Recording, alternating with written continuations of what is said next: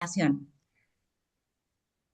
Como iglesia no queremos quedar indiferentes a las problemáticas que sufre el territorio amazónico y queremos poder escuchar, pero también hacer repercutir la voz de las personas que viven y sufren, pero que también siembran esperanza dentro de los territorios amazónicos.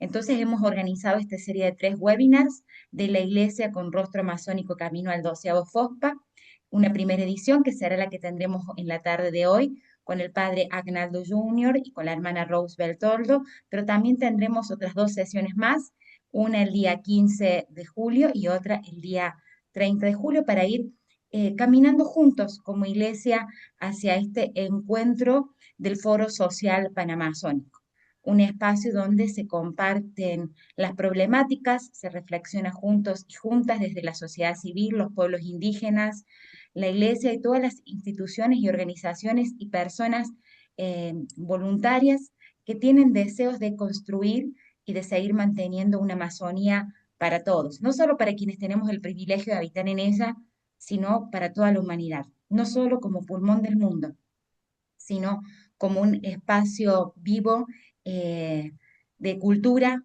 de identidades y de esperanzas para nuestra madre tierra.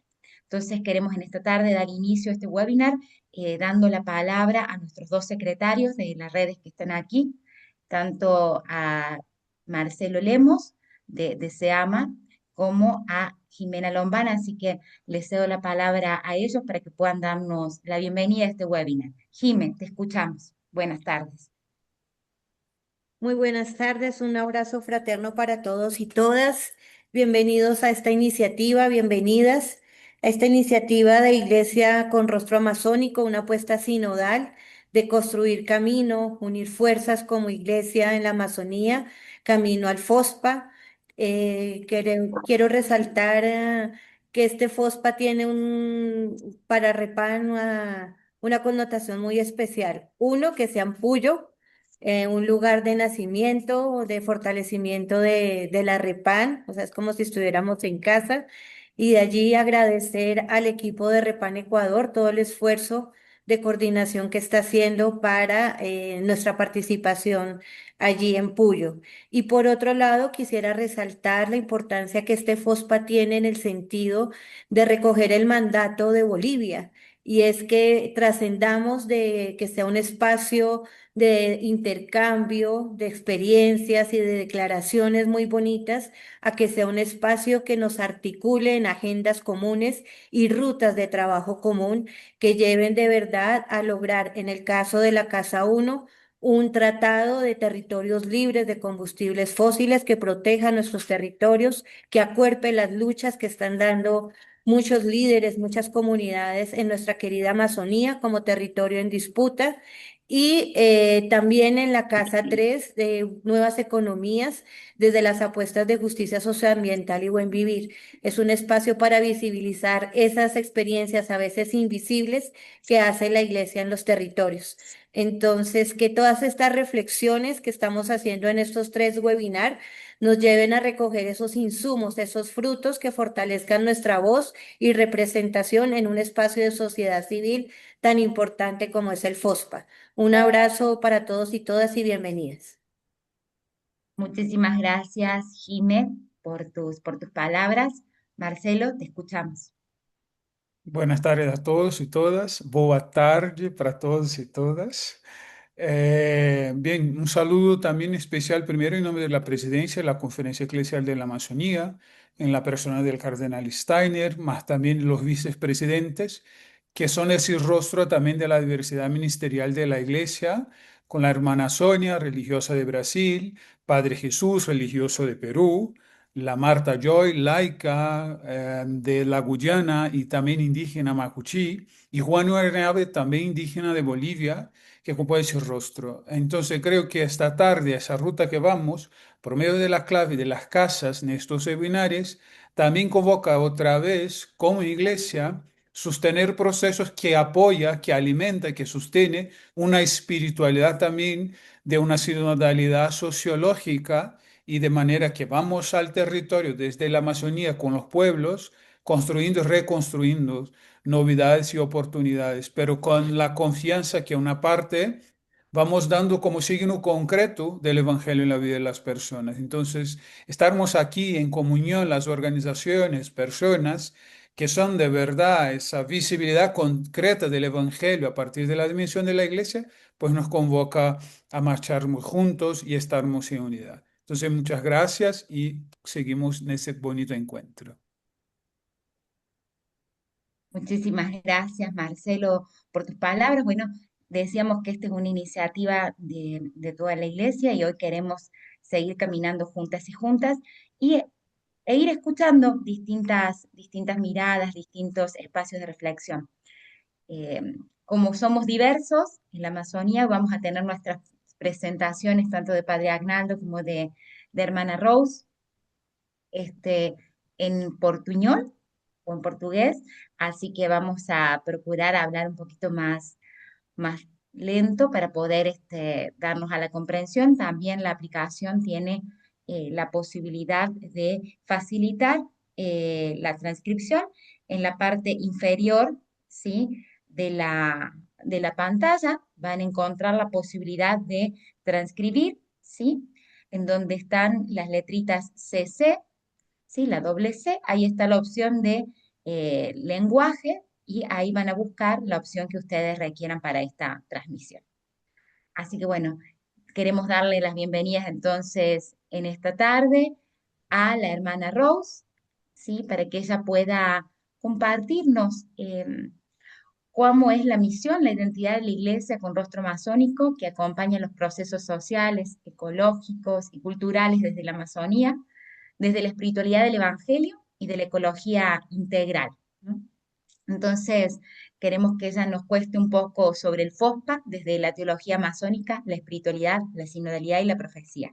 La hermana Rose, que está aquí con nosotros, ha estado participando en diversos procesos de la Amazonía.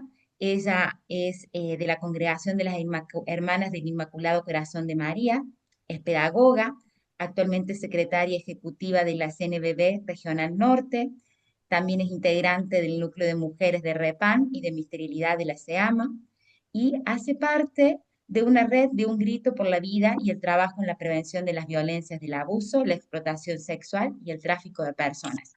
Y además ha estado participando activamente en el proceso del Sínodo para la Amazonía y ha estado como eh, una hermana en ese acompañamiento sinodal. Hermana Rose, buenas tardes, bienvenida. Buenas tardes, uma alegria grande estar aqui com vocês e compartilhar um pouco, né, dos saberes que a gente também vai acumulando, né, ao longo da nossa caminhada. Vou falar em português, porque o meu portunhol não é bom, mas espero que todos possam também me acompanhar neste processo.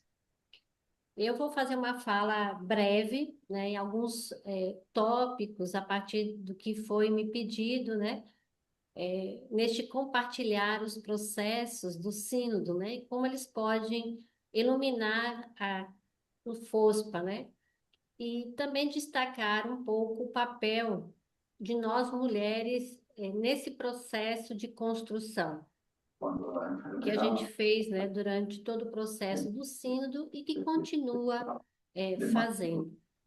Queria destacar brevemente que as mulheres sempre estiveram muito presentes na construção do FOSPA ao longo desses anos, né? A articulação de mulheres em todos os países estiveram muito presentes em todas as edições, né? Tanto na Venezuela, no Peru, na Colômbia, na Bolívia, no Equador, no Brasil.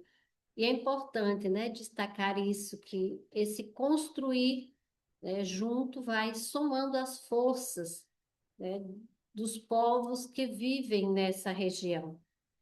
E com esse grande objetivo de construir uma Amazônia livre, né, das tantas explorações, desse capitalismo que fere a vida que destrói, né, as populações da Amazônia, tendo muito presente toda essa realidade do patriarcado, do extrativismo, que vem ferindo, né, ao longo da história a vida das mulheres e de todas as pessoas que vivem, né, na Pan-Amazônia.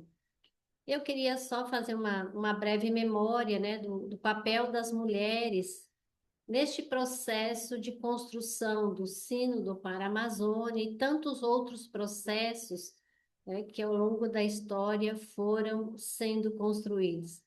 E fazer essa bonita memória de que a presença das mulheres no Sínodo para a Amazônia ela foi muito intensa, né, pelo grande número de mulheres que participaram e pelo papel que cada uma ocupou nesse processo de preparação para o sínodo e também na aula sinodal, né? Essa presença dos diversos rostos, né, de lideranças de mulheres indígenas, religiosas, laicas, né? Que foi assim essencial nesse processo, tanto de construção como de realização do sínodo. E eu queria iniciar essa minha fala trazendo uma simbologia, a simbologia da tessitura, do tecer. Eu tenho aqui um pano, né, que ele é tecido com vários fios de várias cores. Não sei se conseguem enxergar, né, mas dizer que nós, mulheres, tecemos a vida a partir da diversidade desses fios. Aí a gente tece a vida no encontro, né, com outras mulheres, no encontro com outras pessoas. E essa simbologia, ela é muito presente nesse território da Amazônia, né? Através das cestarias, dos tapetes, das roupas, dos colares que são tecidos. E esse tecer, eu posso afirmar que é uma arte muito feminina. A gente tece muitas coisas. E o nosso fazer teológico, ele vem dessa tessitura, né? Das tantas diversidades, das tantas mãos de mulheres que, ao longo da história, vão tecendo a vida. E nessa tessitura, tantos encontros e reencontros. E esse tecer que a gente pode dizer, né, ao longo de toda essa construção do sínodo, foram caminhos muito bonitos, mas também caminhos muito desafiadores.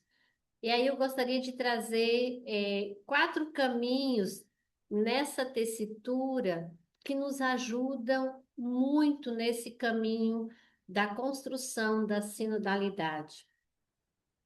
O tecer da preservação cultural, né? Essa tecelagem, né, que vai trazendo as heranças geracionais, né, que vão sendo guardadas, cultivadas ao longo das gerações e essas práticas elas transmitem muitos saberes, né, que têm suas raízes ancestrais nas diferentes gerações.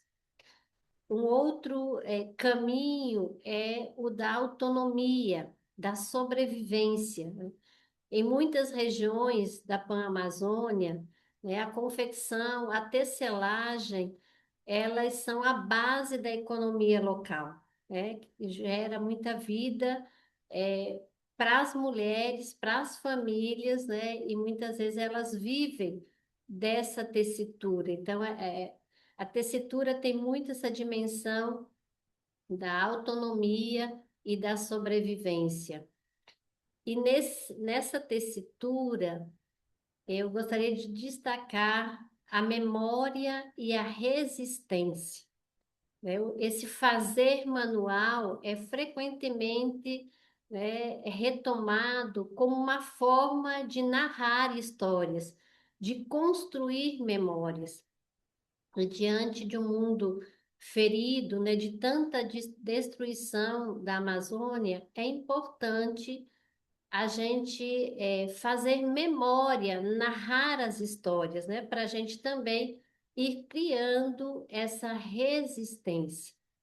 E a gente sabe que o trabalho artesanal, ele ganha muito protagonismo, né, ao destacar esse papel das mulheres, né? E aí a gente também vai dando visibilidade à narrativa dessas mulheres. Então, esse tecer, né, essa tessitura, ela é importante nesse processo de construção sinodal, de ter muito presente a memória e a resistência, né, dos povos, das comunidades. E um outro elemento que eu destaco é esse espaço de socialização, né? O espaço do TC é um espaço onde a gente vai criando, né? Vai coletivamente construindo espaços. E aqui eu diria assim, espaços que criam redes de apoio mútuo, né? Onde são compartilhados os saberes, onde são compartilhados as dores, as trocas, né? As vivências, os afetos, os acolhimentos. Então, esses espaços de tecer como esse grande espaço, né? Do cuidado com a vida.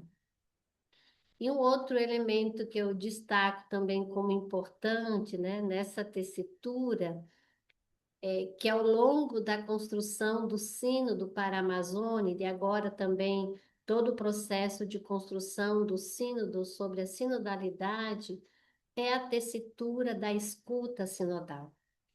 E aqui é importante, né, nesse processo também de construção do FOSPA, né, é resgatar as vozes, os rostos, as comunidades, os mais diversos grupos que foram escutados, né, que fizeram parte dessa escuta.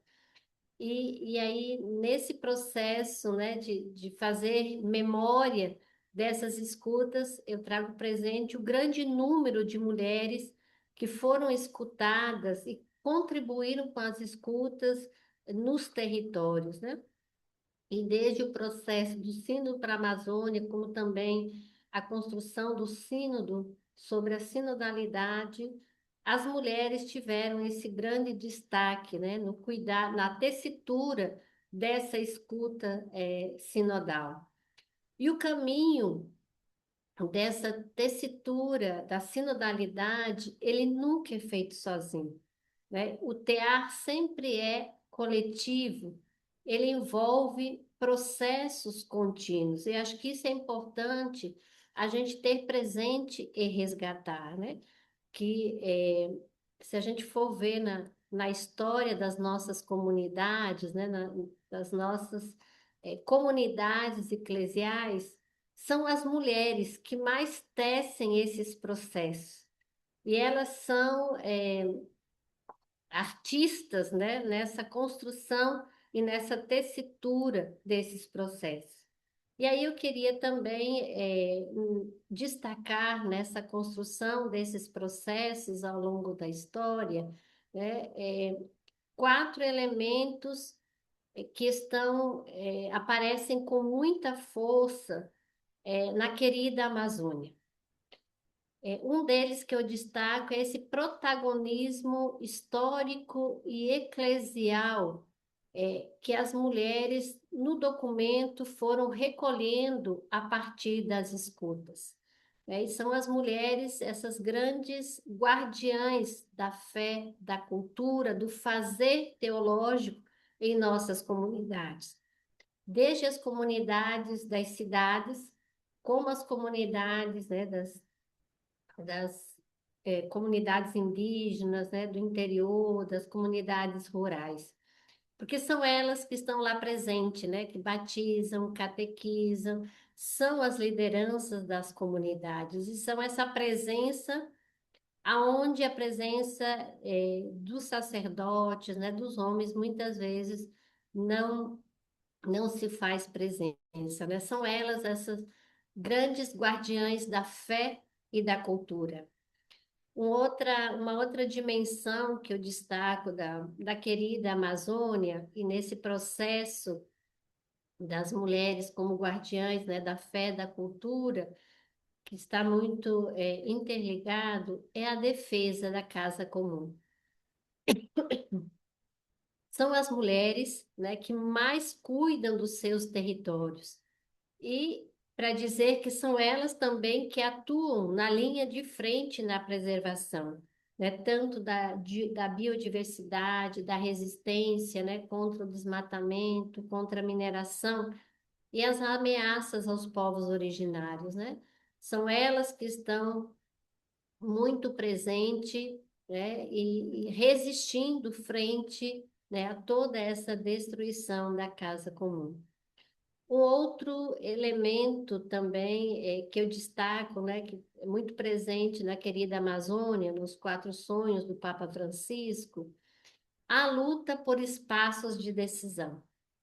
E aqui eu acho que a gente tem avançado muito nesses processos, né, gerados a partir do Sínodo, que trazem muito presente esse clamor pelo reconhecimento oficial, né, dos ministérios, a inclusão, né, nossa nos debates sobre a questão do diaconato feminino, a maior presença nesses espaços de decisão, nesses espaços em nível também de liderança institucional. E a gente tem percebido, né, desde o Papa Francisco e agora também com o Papa Leão, né, que a gente também tem avançado nessa inclusão da participação das mulheres nesses espaços. E dizer como é importante a gente fazer a memória, para a gente continuar garantindo, né, para as novas e futuras gerações como é importante essa memória para a gente continuar, né, nessa luta por esses espaços. E uma outra dimensão que eu trago também muito presente na querida Amazônia, em todo o processo sinodal, feito por nós mulheres, que foi levar para a aula sinodal, claro que a gente levou também foi resposta das escutas, mas é essa denúncia frente às tantas violências cometidas contra as mulheres, né? E eu digo que, da mesma forma que a natureza, né, sofre essa violência, a mesma intensidade que a natureza sofre essa violência é a intensidade que as mulheres sofrem a violência na região amazônica, né? E aí eu destaco a violência do abuso da exploração sexual, do tráfico de pessoas e a violência do feminicídio, né? Que são crimes que elas estão muito interligadas junto às violências da exploração econômica, né, da exploração dos territórios. E isso requer de nós, né, rede de proteção, né, o fortalecimento dessa tessitura da rede de proteção e apoio às iniciativas de resistência e de incidência política. Eu acredito que a gente trabalhar intensificar as reflexões nessa construção do FOSPA é ter isso muito presente, né? Essa tessitura dessas redes de proteção e de apoio às iniciativas de resistência e incidência política. E muito a partir de nós, né, dos territórios onde a gente está presente, fazer essa memória, estar junto, né, com os povos, as populações, as lideranças, para que também a gente possa ser guardiãs, né, desse futuro e dessa utopia que nos ajuda a olhar para a frente. E aqui eu queria também trazer eu acho que desafios nesse processo, né? Um deles é a gente estar muito presente junto às pequenas ações. Quantas vezes a gente pensa um macro, mas esquece dos pequenos espaços. Então, estar, né, nesses pequenos espaços, sempre tendo presente, né, essa visão global. Estar junto às pessoas mais empobrecidas, né? Estarmos próximas delas, nos amar mais aqueles que são menos amados. Eu acho que isso uma forma também da gente resgatar a dimensão do nosso fazer teológico desde as pequenas coisas, das pequenas ações. E resgatar essa dimensão da força das juventudes. A gente vive diante de uma realidade das juventudes adoecidas, sem esperança, né? Então, a gente estar presente e fortalecer as juventudes. Estar presente em todos esses processos de acolhida dos migrantes. Agora, essa realidade da Venezuela, né? Esse terremotos, essa vida ferida, né? Isso vai causar muito mais migração e muito mais violação de direitos. Então, a gente estar muito presente junto aos migrantes e abraçar, né? Costurar uma rede de igrejas solidárias, né? Costurar, tecer essas experiências a partir dessas pequenas redes. Por exemplo, a gente fortalecer. Hoje nós temos uma grande rede que muitas vezes a gente também não usa, que é as redes da internet, né? Aproveitar essas redes para essa aproximação junto às juventudes. E a dimensão do cuidado, né? Acho que o fórum também nos ajuda a perceber esse cuidado que é das pessoas, que é da casa comum, que é do individual, que é do coletivo. E abraçar, né, essa dimensão da atividade missionária, né, pensando localmente, mas também globalmente, assegurar esse papel holístico do cuidado, da espiritualidade que nos conecta, né, com o nosso humano, mas também com a natureza. Abraçar a dimensão da pastoral ecológica como uma causa comum, né? Abraçar essa economia sustentável que dá dignidade, dá vida, né, a todas as pessoas. E lutar. Eu acho que o grande desafio para nós hoje também é lutar contra, né, todo esse processo de formação do ódio, né? Não permitir que o ódio entre na nossa linguagem, né? Não deixar que o ódio entre no coração. Eu acho que isso também, né, para nós, é um desafio muito atual. E saber que nunca estamos sozinhos, né? E, mais uma vez, a gente é convidada, junto com os sonhos do Papa Francisco, a sonhar, né? A tecer sonhos de uma igreja em constante saída, encarnada na vida dos mais pobres. Tecer a esperança, diante de tantas dores, de tantos sofrimentos. Tecer relações de bem-querência e chamar, né, as crianças, os adolescentes, as juventudes para essa tessitura do cuidado que acontece no cotidiano da nossa vida. Eu acho que esses são elementos que nos ajudam, né, nesse processo, nesse caminhar juntos e juntas. Um pouquinho isso que eu trago para vocês, né, nessa partilha.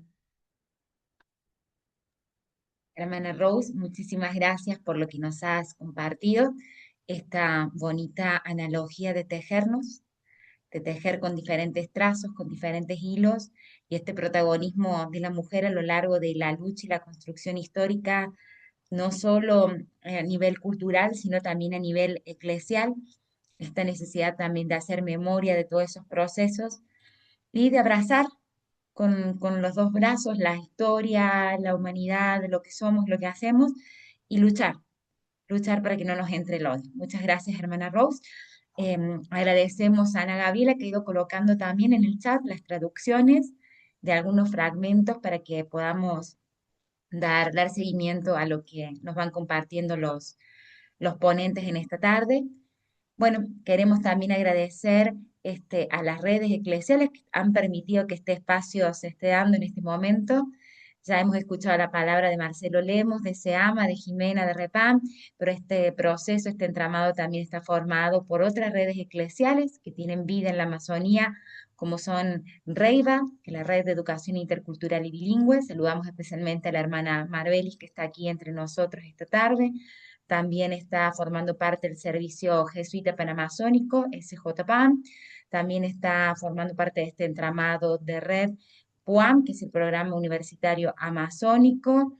También la CLARC, que forma parte de este bonito proceso de iglesia con rostro amazónico. Así que vamos a continuar con esta tarde de presentaciones. Ahora queremos cederle la palabra al padre Agnaldo Junior. Él es jesuita de la provincia de Brasil, ahora está formando parte del equipo de la Conferencia de Provinciales para América Latina y el Caribe para la CEPAL como delegado socioambiental. Ha acompañado también todos los procesos de la conformación de la red del Servicio Jesuita Panamazónico para articular las obras y servicios que la Compañía de Jesús tiene en el territorio amazónico. Así que, Padre Agnaldo, muchas gracias por compartir con nosotros esta tarde. Bienvenido. Buenas tardes, buenas noches. Muchas gracias, Mauge, por este espacio, por la invitación. Una alegría estar con ustedes. Muchas gracias, hermano Rossi, también, por lo que nos compartió, ¿verdad? Y hemos trabajado juntos ahí en la Red de Clamor, en Brasil. Somos compañeros de camino, de misión, también algo con la Amazonía, ¿no? Yo quisiera empezar comenzando, hablando un poco de mi presencia en la Amazonía, ¿verdad? O sea, desde 2017 tiene que ver con la migración, cuando estuve en Brasil durante 7 años coordenando un servicio jesuita a migrantes y refugiados, ¿no? Entonces fue un periodo que estuve más presente en la Amazonía para acompañar la misión de los migrantes venezolanos, sobre todo, que llegaban, ¿verdad?, a esta frontera y sigue llegando ahora con otros perfiles también, ¿no? Entonces, la Amazonía la tengo mucho cariño desde por ese momento y quisiera también empezar trayendo unas palabras, ¿verdad?, de una población indígena de la Amazonía que nos pone un poco de frente la espiritualidad de los pueblos originarios y también, digamos, escuchar de sus propias realidades, ¿no? Yo no soy amazónico, ¿verdad? Tengo mucho cariño, mucho interés en la misión de la Amazonía, sobre todo, pero quisiera empezar por ahí y después pasar una presentación con algunas ideas que yo quisiera compartir esta tarde con ustedes, ¿no? Voy a hablar en portuñol porque yo creo que facilita más los que no son brasileños entender un poco más. Creo que ya se ve, ¿verdad? Ahora ya no los veo, pero espero que podamos escuchar esas breves palabras de este mayor chacri del pueblo Emberá Chamí.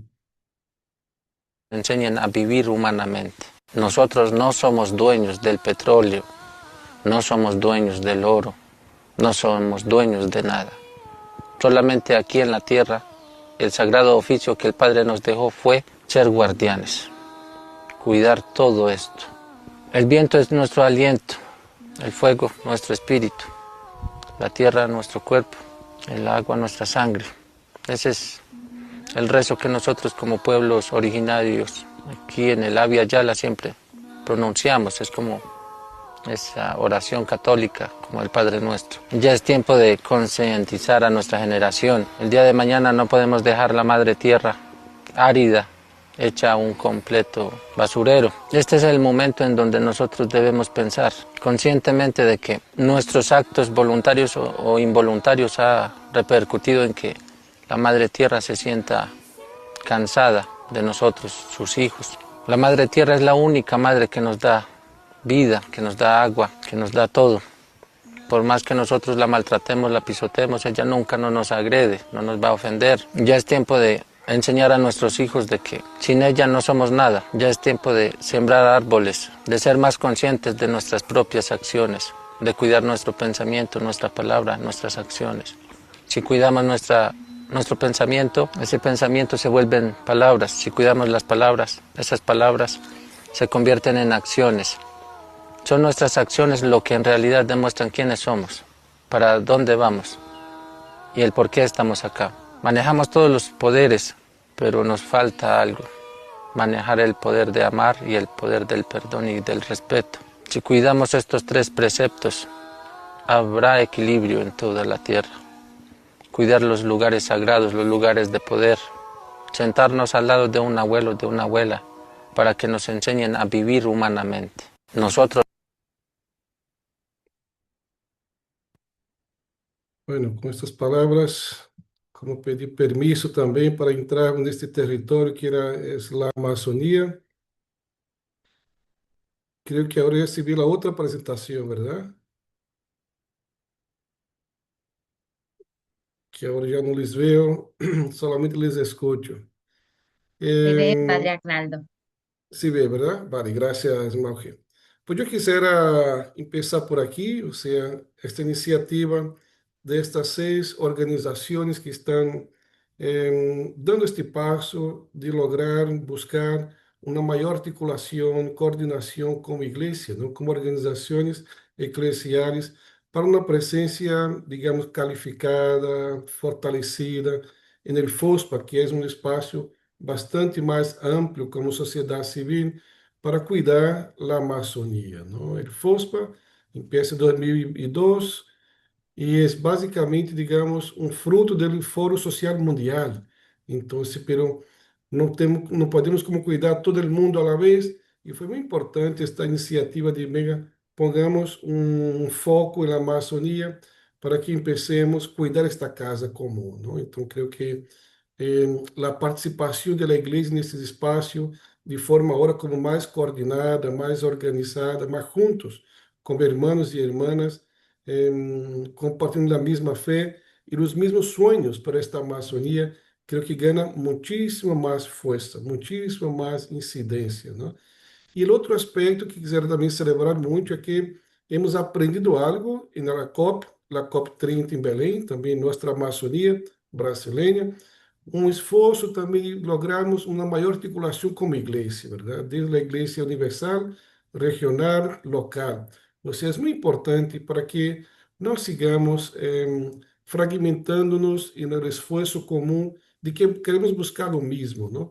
Então, quisiera celebrar muito este processo e também que é um processo, não é somente um evento que a cada 2 anos nos juntamos para pensar e sonhar uma outra Amazônia possível, sino que vemos este esforço como um processo, e por isso estamos agora começando esta série de webinários para irmos calentando motores, preparando-nos para este evento que é o FOSPA, e depois pensar também em pós-FOSPA também, que nos tocará dar seguimento. Então, vermos como um processo, não somente como um evento pontual, que nos preparamos algo, nos vamos allá e depois se perde a realidade, não?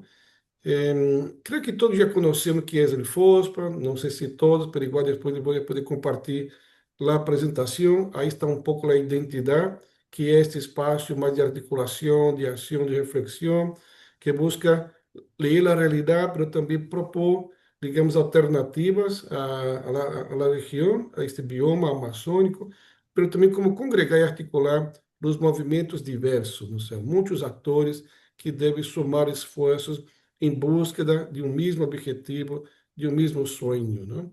E também os objetivos são vários, aí depois vamos poder ver com mais calma, não? Nós vamos a compartilhar, mas sobretudo ser uma espécie também de crítica a este modelo que estamos vivendo hoje em dia, ou seja, não podemos seguir tolerando que a Amazônia siga sofrendo diversas violências. Então é muito importante, digamos, ser não somente atores de denúncia, mas também de anúncio, ou seja, sermos capazes de poder proponer alternativas de como viver em la Amazônia, não?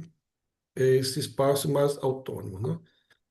Eu quisiera trazer este componente, aqui se falava um pouco desde a espiritualidade, de uma fé encarnada, para vivermos nossa missão na Amazônia, não? E creio que este aspecto nos invita a viver a experiência de um encontro encarnado, desde a cultura do encontro, que Papa Francisco nos invitava a construirmos e a sermos agentes de desenvolvimento de uma cultura do encontro. Creio que anunciar a Cristo e a Pan-Amazônia tem que ver com isto, não? Muito mais de que ser um ato de imposição, de conquista, ser um profundo exercício de escuta, de reverência, de amor a esta região, não? Então significa ver sua dimensão sagrada, não? Tocar este território com muito cuidado, com muito carinho, não? Porque aí há muita vida que está presente nesse território, né? E sentir que aí também já estão as semilhas do Verbo encarnado nesta realidade. Não vamos levar uma espiritualidade, pero a invitação a reconhecer o rostro de Deus nesta terra, não? Nesta região. E também como dialogar este aspecto inseparável, verdade? Não podemos pensar o anúncio do Evangelho, a evangelização hoje dia de uma forma fragmentada, desconectada da própria defesa da vida e da ecologia integral. Não são mais duas realidades que estão separadas, sino que muito unidas, como que fé e justiça. Não são realidades que são exigências de nossa própria fé. Não é um plus, algo mais, não é inerente, né? É intrínseco à nossa própria fé cristiana, não? Então é muito importante esta associação também com o grito da terra, com os pobres e, sobretudo, também este caminhar em sinodalidade, não? Este esforço que estamos fazendo como organizações hermanas aponta para este modo de estarmos exatamente assim um pouco de caminhar juntos como irmãos e irmãs, não? Aqui eu quisiera falar um pouco também da diversidade. A irmã Rossi nos trajo desde o símbolo em tejer, ¿verdad? Uma tela com diversos colores, tipos de hilos, ou seja, para representar a diversidade que nós outros somos e formamos. É importante também, quando falamos da Amazônia, ou se quer, da Pan-Amazônia, entendermos em sua diversidade também, verdade? Para não tomarmos a parte por el todo. Estamos falando de uma dimensão da Amazônia, mas a verdade é que há realidades muito diversas e distintas na Amazônia. Então, creio que é muito importante termos isto muito presente. E aqui, uma apresentação de como que 5 dimensões ou 5 rostos desta Amazônia, né? Uma primeira que tem que ver, que é a mais conhecida, e aqui hablo mais da Amazônia brasileira, verdade? Aqui podeis ver por el mapa, significa um primeiro rosto desta Amazônia, sua Amazônia florestal, sua dimensão de selva, não? Onde ocupam 39% deste território maravilhoso de uma significância não somente para o Brasil, mas que para o mundo, não? Como bioma que tem que ver com, digamos, frutos e impacto para o nosso clima mundial, não somente para Brasil, nem somente para a Pan-Amazônia, sino que cumpre um rol para nosso mundo, assim, não? Um segundo rosto tem que ver com a Amazônia florestal também, porque está bajo pressão, ou seja, aqui há um processo de deforestação, de tala, que é importante tomarmos conhecimento e visualizar, verdade? E muitos de vocês estão vivendo na Amazônia, também entenderem sua diversidade, de onde estão ubicados, verdade? Ou seja, que eles tocam a ser aí como missão, como igreja, nesse território que é tão diverso, não? E aqui é que reconhecer o desmatamento, a tala crescente, o extrativismo ilegal de madeira, mas também de ouro, e tudo tem que ver com as disputas e as lutas por la terra e nesse território, não?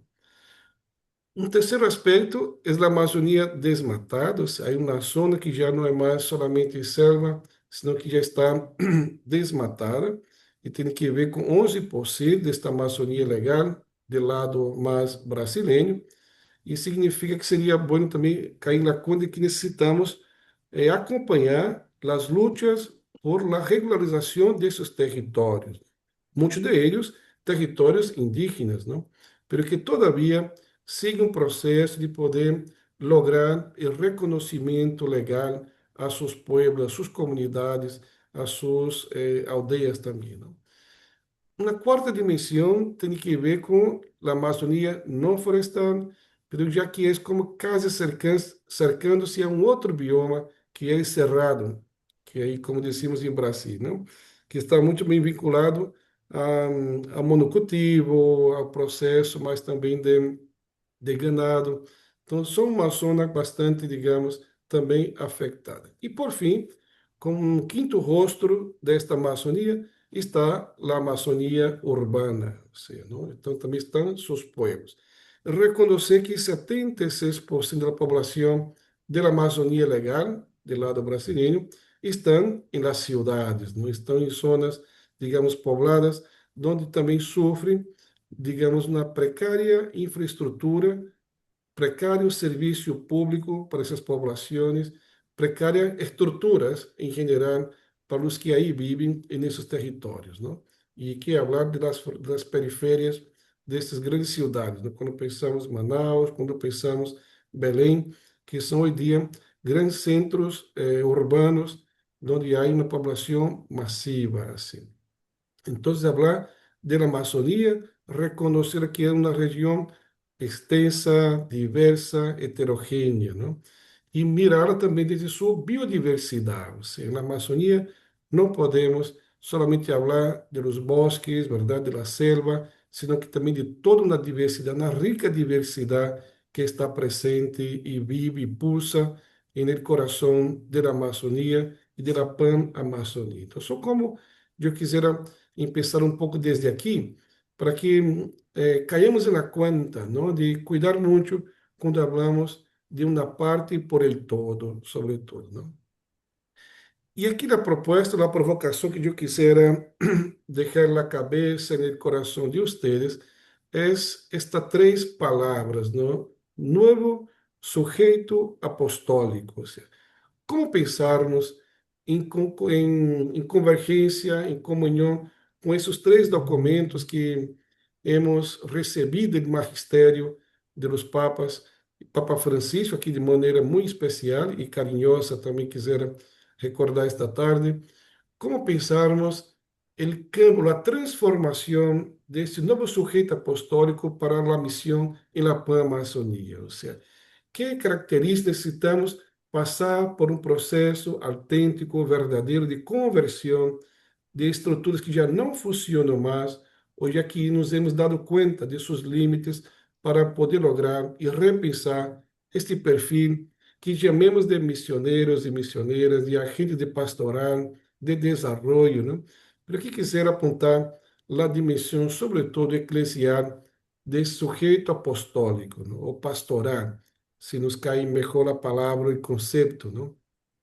Pero creio que isso significa repensar este novo sujeito apostólico que está presente, ou que trabalha, ou que leva a sua missão aí na Pan-Amazônia, tem que ver também como entender que a missão não é hacia a Amazônia, ou senão também onde levar a Amazônia a outros lugares do mundo, né? Amazonizar nossos demais países da Latinoamérica e do mundo, sino que se trata muito mais de buscar caminhar com, verdade? E desde a própria Amazônia, ou seja, empapar-se de sua realidade, ou seja, desde aí poder exatamente expressar a vida que aí pulsa na Amazônia, não?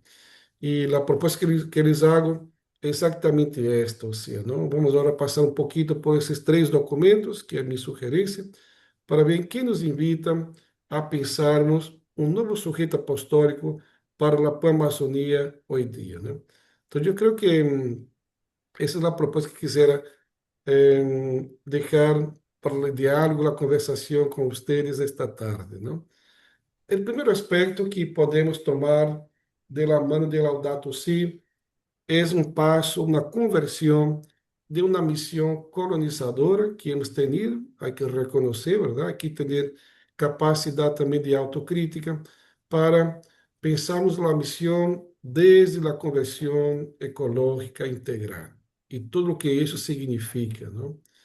E aqui aproveito e abro um parênteses, porque é uma coisa que eu he hablado em muitos espaços, que temos um problema com a recepção dos documentos de magistério pontifical, se querem, porque muitas vezes primeiro não os leemos, verdade? passamos uma mirada assim, uma leitura diagonal e não nos empapamos de lo que a igreja mais recentemente nos está falando, orientando, nos conduzindo hacia onde ir, hasta que horizonte temos que estar invitados. Então, há um problema que é de, digamos, recepção de esses documentos, e agora temos Magnífica Humanitas também, tudo para digerir e a ver como aplicamos em nossa própria vida. Pero aqui quisiera, digamos, como que hacer esta provocação desta conversão, ¿verdad? Ou seja, a colonização todavía não ha terminado, isso hay que ser muito consciente, ¿no? Temos todavía a Amazônia, a Pan-Amazônia, estratégias, projetos, mentalidades que todavía são colonizadoras, ¿no? Então, temos que fazer uma aposta por a decolonização, ou seja, e ser muito consciente de ello, porque senão vamos reproduzir os mesmos, digamos, erros que já não queremos mais seguir implementando na Amazônia, né? E aqui, pois, como jesuíta, sempre 3 pontos, não, para não perder de vista a dinâmica da coisa. Aqui propongo 3 aspectos. Primeiro, compreender a ecologia integral. Ou seja, esse novo sujeito apostólico deve ser alguém que está empapado, interiorizado de que todo está conectado, não há ruptura, não há separação, verdade? Aqui e allá. Não há tirar a basura fora, não, porque não há afuera. Tudo está dentro da mesma casa, não? Então, também superar a dicotomia que, por vezes, também todavia insiste em manter-se em nossa realidade, que é a separação entre salvação, verdade espiritual, e cuidar da criação. Papa Leão também em linha com o Papa Francisco nos disse, verdade? Ou seja, el cuidar da criação é uma exigência de nossa própria fé, ou seja, não são coisas que estão separadas. Um segundo aspecto de Laudato Si é a invitação também a superarmos o antropocentrismo despótico, verdade? Que hemos heredado de uma visão teológica também da dominação sobre a nossa casa comum, verdade? Então, este passo, e por isso que eles trajem esta charla, não, deste indígena, para dizer, não somos dueños, verdade? Nós somos administradores, somos cuidadores desta casa comum. E deveríamos desfazer de nossa vida, nossas mentalidades, das teologias que significam justificar o domínio, a explotação, a destruição dos recursos econômicos, não? A visão desarrollistas, de desenvolvimento, mas sem nos preocuparmos sobre os impactos ambientais e na população que aí vive de este tipo de projetos. E aqui podemos parar e pensar na quantidade de projetos governamentais, não governamentais, que significam violência à Amazônia, não? Então, há que passar e superar esta mentalidade de que somos, digamos, os donos da criação e tudo está a nosso serviço, não? Ao revés, ou seja, nós somos servidores desta casa comum, porque dependemos de ela para sobreviver nesta terra, neste planeta, não? E o terceiro componente tem que ver com a contemplação e a espiritualidade ecológica, não? Aqui todavia nos queda muito por caminhar na produção de uma ecoespiritualidade, uma ecoteologia que nos permita cambiar ou educar nossa mirada para descobrir Deus em toda esta biodiversidade que nos toca ver na Amazônia, não? E não somente contemplar e nos imbuirmos de uma espiritualidade própria com esta mentalidade da ecologia integral, mas, sobretudo, lograr os cambios também de estilo de vida, profético, sóbrio, despojado, como cristianos e cristianas. E não pararmos aí, senão que chegarmos também à dimensão comunitária, nossas comunidades, nossas instituições, verdade? Ou seja, hasta que ponto elas estão também convertidas à lógica da ecologia integral. Então, significa exatamente este cambio de mirada, não? Ou seja, não nos falta mais dados, verdade, conhecimento, nos falta exatamente atitude, nos falta vontade para ser este giro de uma perspectiva mais profética, mais sóbria, mais despojada, não? Desde querida Amazônia, e a irmã Rose também já nos recordavam alguns aspectos deste hermoso documento, que foi um sínodo também, pero tenho a sensação que por vezes nos deixamos aí em la mesa, ¿verdad? Pero não há vida em nossa própria realidade mais personal e comunitária e eclesial. Então não podemos colgar os quatro sonhos de Papa Francisco em Querida Amazônia, senão que volver a reler esse hermoso documento e poder recuperar aqui está nos invitando esses quatro sonhos de Papa Francisco, não? E aqui ressalto, digamos, a enculturação, é o que nos invita também, Querida Amazônia, e esses quatro aspectos, não? Junto ao sonho, uma outra dimensão que podemos resgatar também do próprio documento, não? Primeiro, o sonho social e a indignação profética, não? Ou seja, este novo sujeito apostólico que é a Amazônia, desde o sonho social, significa alguém que está, digamos, formado, verdade, provocado, desde as ciências sociais, os direitos humanos, a doutrina social da igreja, ou seja, gente que está informada, verdade, que está empapada deste processo para exatamente acompanhar a los pueblos originários em defesa de seus territórios, de suas lutas, hacer força com eles, frente também ao extrativismo, a vulneração de seus direitos, ou seja, se trata não só de voluntarismo, são de que gente que está formada, está bastante, digamos, ciente e consciente de o que nos reta como missão na Amazônia, né? Para construir esse sonho social. Ou seja, há que habitar em nós outros, nesse novo sujeito apostólico, a indignação profética. Se trata aqui de não nos acostumbrarmos com esta realidade, senão que, de verdade, hacer llegar a sangre caliente ao rosto, não? E hacermos um gesto profético também de lograr a diferença nessa realidade. O segundo sonho, o sonho cultural, aqui nos invita a la escuta ativa, verdade? Esse novo sujeito apostólico deve ser também alguém formado, não para levar como que alguém que porta a Deus a outra realidade, senão que ser capaz de descobrir na cultura mesma as semilhas do verbo, não? Deus presente, habitando nas culturas indígenas amazônicas, não? E se trata aqui também de requerer aprender e a valorar sua cultura, suas línguas, suas sabedorias ancestrais, suas cosmovisões locais também diversas, não? Ou seja, como ser capaz de agregar, de incluir outras miradas a esta realidade cultural da Amazônia. O terceiro sonho é o sonho ecológico, que nos invita a esta ação local. Há que recordar também que estamos invitados a passar desta teoria, verdade, à prática e pôr no centro a vida, a vida. E não somente a vida das pessoas, sino que a vida também de todo o bioma amazônico, verdade?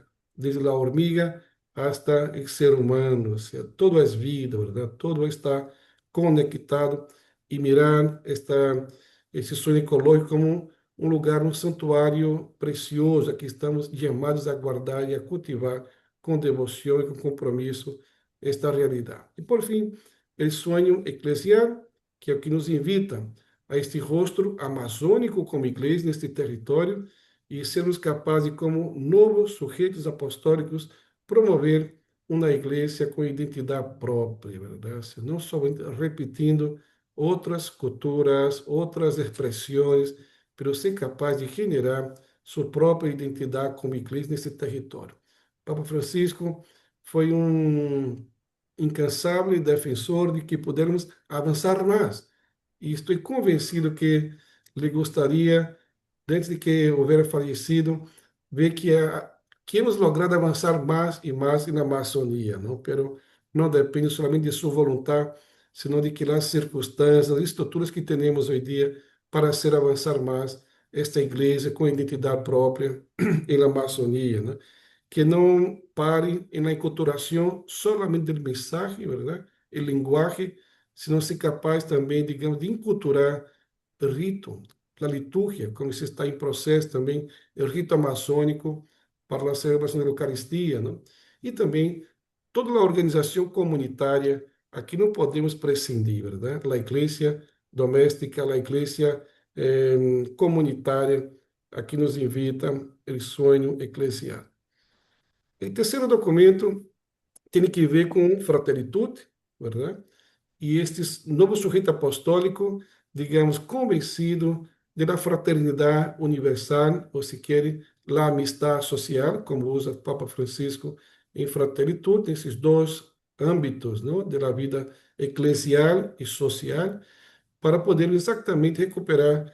Aqui pongo três ideias, não? Primeiro, a vocação do bom samaritano, que é aquele documento vai como que costurando, verdade? Cosendo em todo o documento, não? Ou seja, este novo sujeito apostólico, desde a mirada de fraternidade, deve sentir que a Amazônia está atravessada por conflitos, por violências, por migração forçada, por exclusão.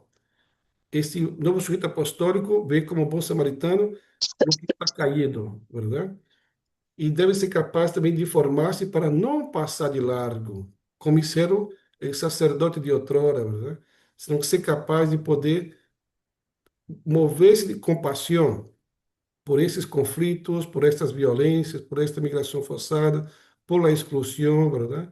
Por a falta de serviços a esta população, ser capaz de indignar-se, ser capaz de sentir o dolor de lo que aí estão vivendo, não? Ou seja, o segundo aspecto tem que ver com o diálogo intercultural e interreligioso, elemento que agora mesmo a igreja está sofrendo uma espécie de, de situação com os Lefebvre, verdade? O que acabam de ordenar os seus bispos em comunhão com Roma, ou seja, e porque negam este o que o Vaticano II nos invitou a dialogar com a modernidade, verdade? Ou seja, todo o fruto do Vaticano II aqui não aceitam. Então tem que ver, fraternidade nos invita a esta capacidade de uma relação aberta, verdade?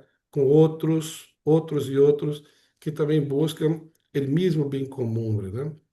De diversos modos. E aqui se trata também de que esta formação desse novo sujeito apostólico deveria erradicar os prejuízos, os medos, para fomentar a construção de pontes, o diálogo, ¿no?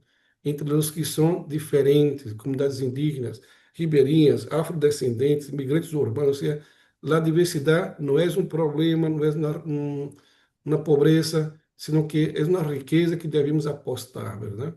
E, por fim, a melhor política que nos evita a fraternidade, reconhecer que a formação desta nova consciência política da agente pastoral, o novo sujeito apostólico, para que se pueda incidir na transformação. Ou seja, a missão da igreja não deve ser uma missão que deixe as coisas como estão, verdade? Solamente vamos postergando, senão que é ser capaz de transformação, sobretudo, não? Das estruturas injustas, para promover a cultura do encontro. Certo? E aí quarto aspecto tem que ver com elementos transversais desses três documentos, ou seja, não? Que três palavras, não? Sinodalidade, desclericalizar e protagonismo dos laicos. Não? O irmão Rose também já mencionou de algum modo essas realidades. Não? Na primeira ideia, digamos, que quisera transmitir, tem que ver com reconhecermos nesse novo sujeito apostólico que nossa identidade está em sermos facilitadores, cuidadores, verdade? Servidores e não dueños. Então, a desclericalização tem que ver com a descolonização e vão de la mano uma com a outra. Ou seja, é um processo de transformação para uma outra mentalidade, um outro novo sujeito apostólico na Pan-Maçonia. Então, esse novo sujeito apostólico ele deve abandonar esquemas de poder e clericalismo. Não? O que tanto Francisco, digamos, insistia, verdade? Como superar o clericalismo. Não? E sua formação deve orientar-se a ser um facilitador de processos comunitários e um animador da sinodalidade, caminhar juntos, não? Ou seja, de verdade.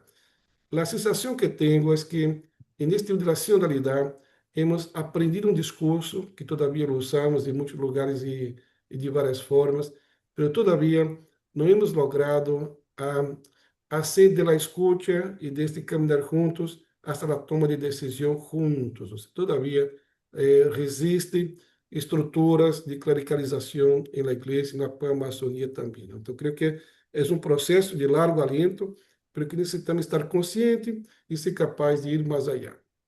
O segundo aspecto, o que Rose já, como mulher também, já hizo muita ênfase, tem que ver com novos ministérios e o rol da mulher em todo este processo de sinodalidade e de desclericalização. Então, reflexionar sobre a urgência de reconhecer, promover, formar, pensar ministérios locais sólidos, reconhecendo o papel histórico e fundamental que têm as mulheres em mantenimento da fé, a transmissão de la fe y la vida en las comunidades amazónicas. O sea, la mujer es la gran persona que assegura esses processos. Né? E, por fim, não podemos também perder de vista a importância das comunidades. Né? Aqui, pongo como eclesiais de base, que é o que nos inspirou também, o Vaticano II, os documentos mais latino-americanos, mas, sobretudo, revitalizar o sentido de comunidades pequenas. Né? O Rose também fazia menção a esses espaços pequenos, também como que apostar por comunidades pequenas, não? Salirmos de la tentación de los grandes predicadores, de las grandes aglomeraciones de personas, para apostar por la vida en pequeños núcleos, informados, ¿no? Y conscientes, encarnados, enraizados en su propia realidad, en los barrios también periféricos y las aldeias remotas, ¿no? Porque hay que reconocer que hay muchos lugares de nuestro mundo, nuestra Amazonía, que están olvidados de la presencia de la iglesia, porque hay una falta de capacidade de missionariedade, de irmos em missão a esses lugares. Né? Nos acostumamos aos grandes centros, aos lugares que estão mais cômodos e muito pouca liberdade interior para irmos onde de verdade mais necessita. Isso é o que eu quisera compartilhar com vocês e perdão por haver ido mais allá do tempo. Pero quisiera de todo eso dejar esta palabra sobre este nuevo sujeto apostólico para pensar la misión de la Amazonía, para pensar el camino para el fósforo, pero no es un camino de llegada, es un camino de seguimiento, de proceso que hay que seguir, que hay que continuar. ¿No? Gracias, Mauro. Muchísimas gracias, Padre Agnaldo, hermana Rose, por acompañarnos esta tarde e invitarnos a reflexionar de lo que bien decías, es un camino que estamos iniciando, pero que no tiene un fin, sino que es un proceso que debemos dar continuidad en esta cultura del encuentro. Bueno, nos voy a invitar a que podamos ir abriendo nuestras cámaras para hacer la foto final. Mientras tanto, yo nos voy recordando la fecha de nuestro próximo encuentro y la próxima temática que nos va a convocar. Nos vamos a encontrar para el segundo webinar el día 15 de julio y en este momento vamos a reflexionar sobre el FOSPA y los desafíos socioambientales, la justicia climática, mujeres y nuevas economías. Vamos a estar buscando analizar el impacto de la crisis climática en los pueblos amazónicos y promover acciones pastorales y sociales que defiendan la vida y los derechos de los territorios. Así que nos encontramos el 15 a las 17 horas de Bogotá, Perú, 18 horas de Amazonas, Venezuela y Bolivia. Muy bien, no sé si ya estamos listos para la fotografía. Y sin más entonces, nos encontramos, Dios mediante, dentro de 2 semanas exactas para seguir caminando como Iglesia con Rostro Amazónico camino al 12º FOSPA en Ecuador este año 2026. Un saludo y un abrazo para todas y todos. Muchas gracias. Gracias. Gracias. Gracias. Gracias. Gracias. Gracias.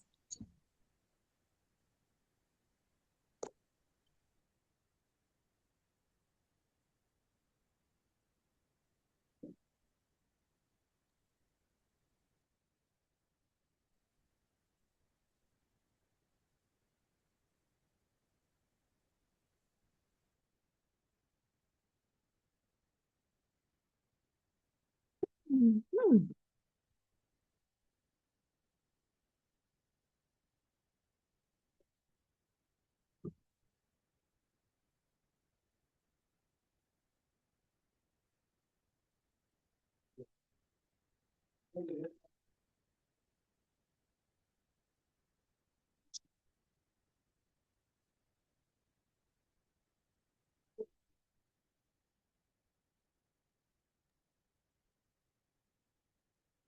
Muchísimas gracias a todos los que formaron parte esta tarde. Gracias, Fer,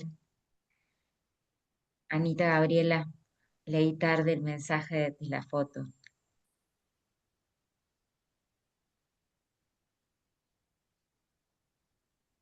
Saludos, hermana Ana María.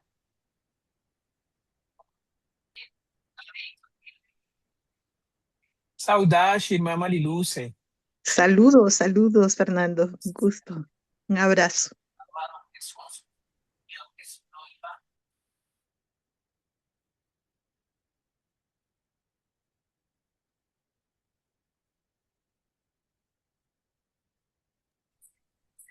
Muchas gracias, Oscar, por todo su apoyo para la transmisión.